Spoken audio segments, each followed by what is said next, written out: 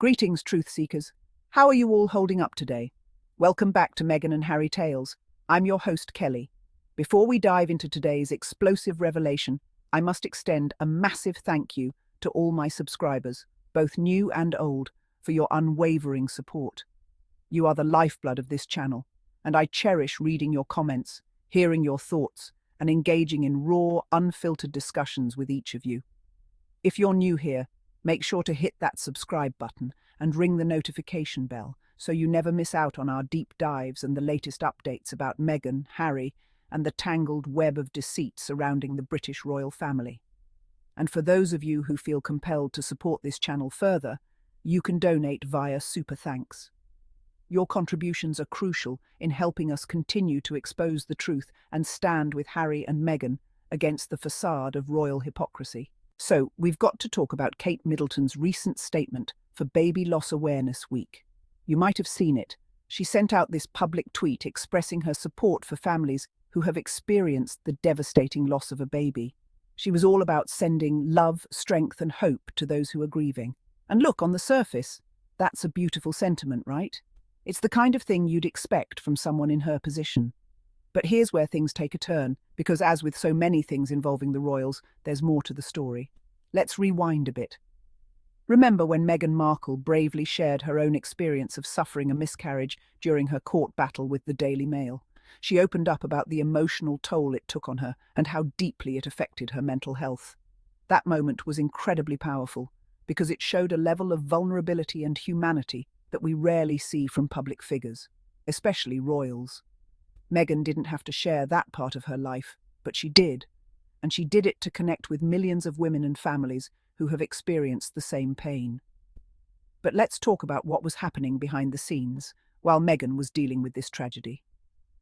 The palace, under the watchful eyes of William and Kate, allowed Jason Knauf, the same Jason Knauf who worked closely with the Cambridges, to testify against Meghan in her legal case.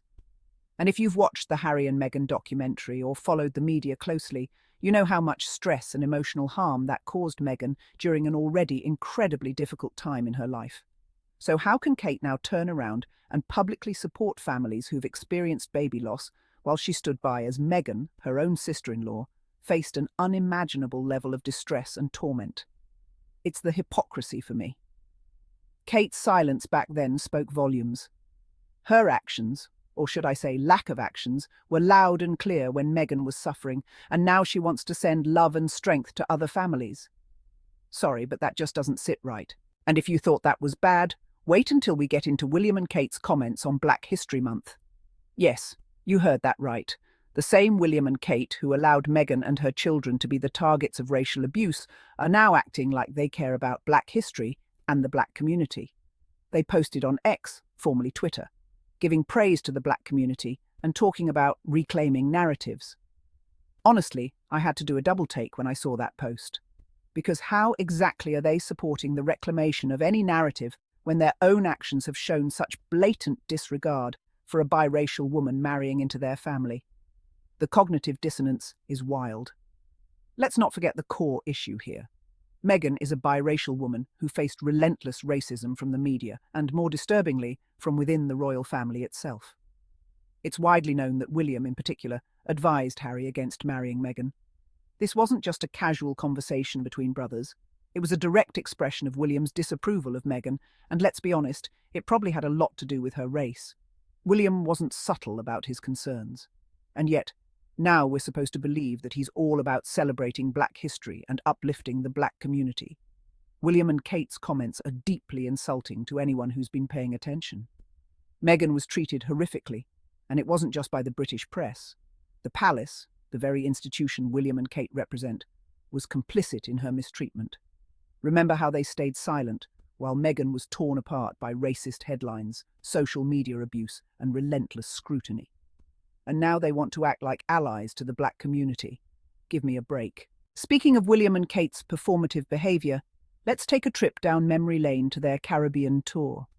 Now, if you've been following the royals for a while, you'll know that this tour was supposed to be a charm offensive, a way for William and Kate to solidify their status as future king and queen of the Commonwealth. But oh boy, did that plan backfire spectacularly. From the moment they landed, it was clear that something was off. The optics were terrible. One of the most infamous images from that trip was of William and Kate shaking hands with children through a chain-link fence. Yes, you heard that right. A fence.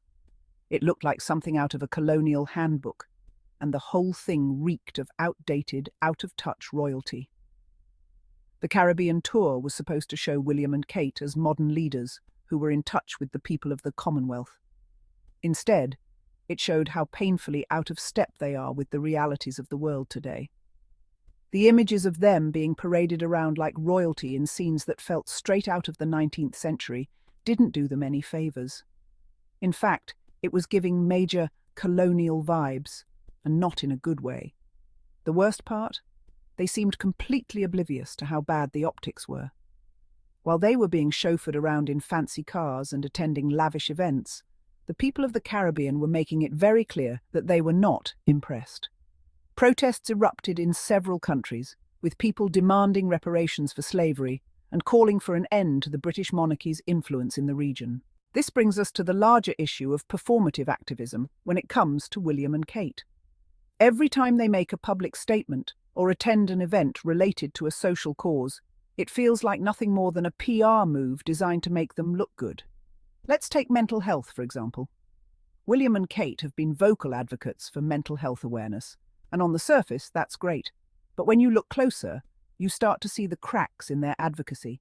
They'll talk about the importance of mental health, but where were they when Meghan was struggling? Where were they when Meghan openly discussed her suicidal thoughts and how she was denied help by the palace? Their silence was deafening. It's easy to post a tweet or attend a charity event and call yourself an advocate, but real activism requires action. It requires standing up for what's right, even when it's uncomfortable or unpopular. And that's something William and Kate have consistently failed to do.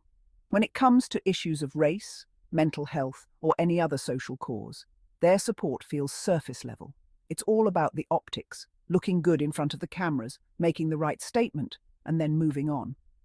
But the reality is that they haven't done the work to back up their words. They haven't shown up for the people who need their support the most, whether it's Meghan or the communities they claim to care about. Now, we can't talk about William and Kate's hypocrisy without bringing up Jason Knauf. If you've seen the Harry and Meghan documentary or followed the news closely, you'll know that Knauf played a significant role in Meghan's legal battle against the Daily Mail. But what the media conveniently left out was the fact that Knauf worked closely with William and Kate, and it was William who sent him to testify against Meghan. Yes, you heard that right. William, the future king, was actively involved in undermining his brother's wife.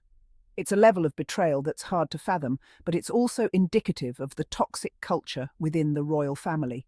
The media has tried to spin this as a case of Harry and Meghan's former aide turning against them, but that's not the full story.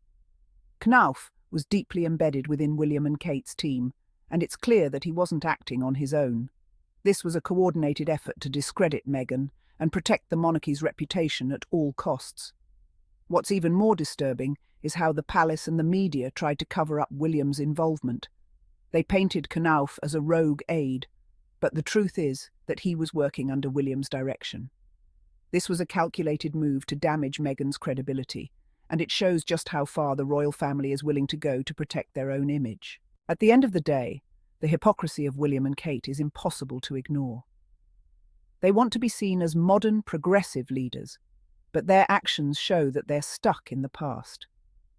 They've failed to stand up for Meghan when it mattered most, and their performative activism only serves to highlight their own shortcomings. It's clear that William and Kate are desperately trying to repair their public image, but actions speak louder than words. You can't stand idly by while the only biracial member of your family is tormented by the media and then act like you care about racial equality.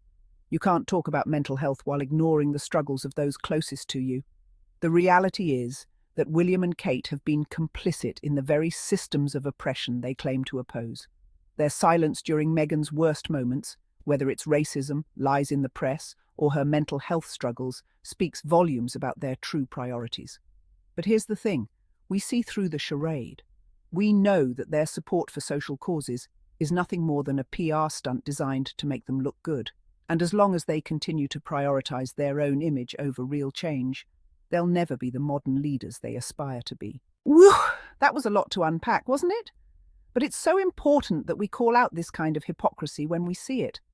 William and Kate might think they can polish their image with a few tweets and PR stunts, but actions speak louder than words. And we're not buying it, right? As always, I love hearing what you have to say. So go ahead, drop your thoughts in the comments below. Do you think their statements on Baby Loss Awareness Week and Black History Month are sincere, or just more royal performance art? Let's get the conversation going. And before you go, don't forget to give this video a big thumbs up if you enjoyed it. And of course, hit that subscribe button and tap the notification bell so you'll never miss any of the deep dives and hot takes we've got lined up for you here on Meghan and Harry Tales. Thanks so much for tuning in today. I appreciate every single one of you. Until next time, keep shining, keep questioning, and stay awesome. Have a fantastic day, and I'll catch you all in the next video.